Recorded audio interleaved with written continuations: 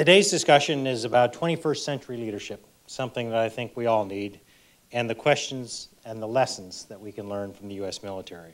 The military treats leadership as though their lives depend on it, and of course they do.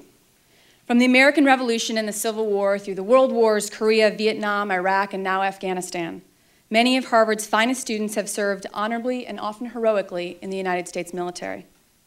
I believe that in good conscience I could not leave the stage without giving voice to many of my fellow veterans here on this campus who would like to see Harvard take a few additional steps. First, to reinstate ROTC,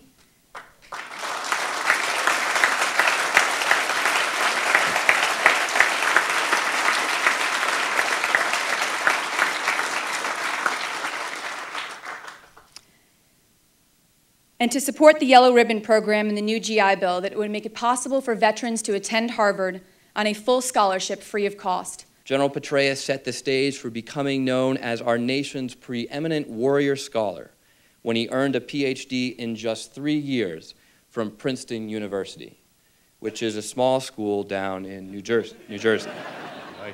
I do appreciate, Seth, you're pointing out the blemish in my record. I also have to confess I'm a Yankees fan. Just had to get that off my chest, you know. I'm keenly aware that we had to have a visa to come to Red Sox Nation today. I think all of you should know as well that General Petraeus, as he meets here, he's meeting with us only a few miles from where his son lives. His son is finishing MIT this spring. ROTC will go into the Rangers and should be in Afghanistan probably within the year.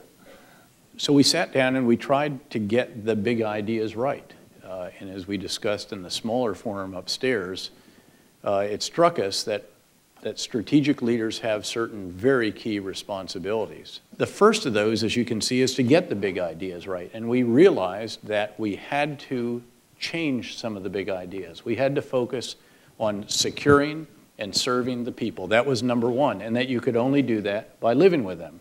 The second is, of course, you then have to educate your leaders on those big ideas. You have to, ideally, they are so compelling, so convincing, so powerful that the leaders embrace them. And then there's a very important final element. You have to identify lessons learned.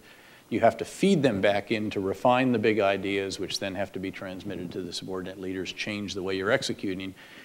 Is Afghanistan really doable with the amount of treasure, human and financial, that the American public is willing to put in?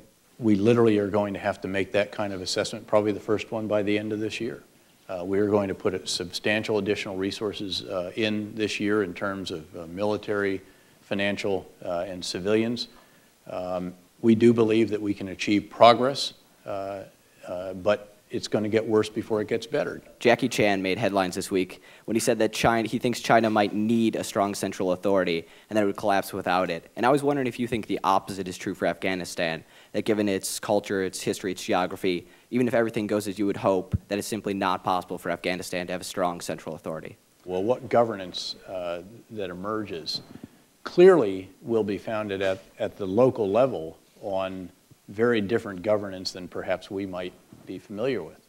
So it's going to be mullahs, tribal elders, and hopefully they are the somewhat more moderate ones. My question is, how have the partisan politics in Washington impacted your ability and the military's ability to manage and run an effective and successful war in Iraq? The Baghdad clock wasn't moving fast enough if it was moving at all. I mean, there were days when, you know, if it were a watch, you'd take it and hit it, you know, and see if it's still moving.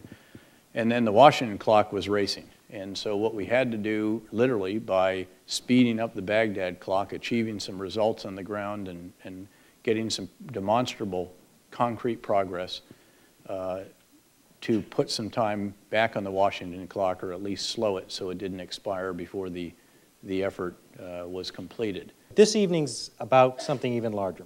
It's about service, and it's about those who have served in the armed forces.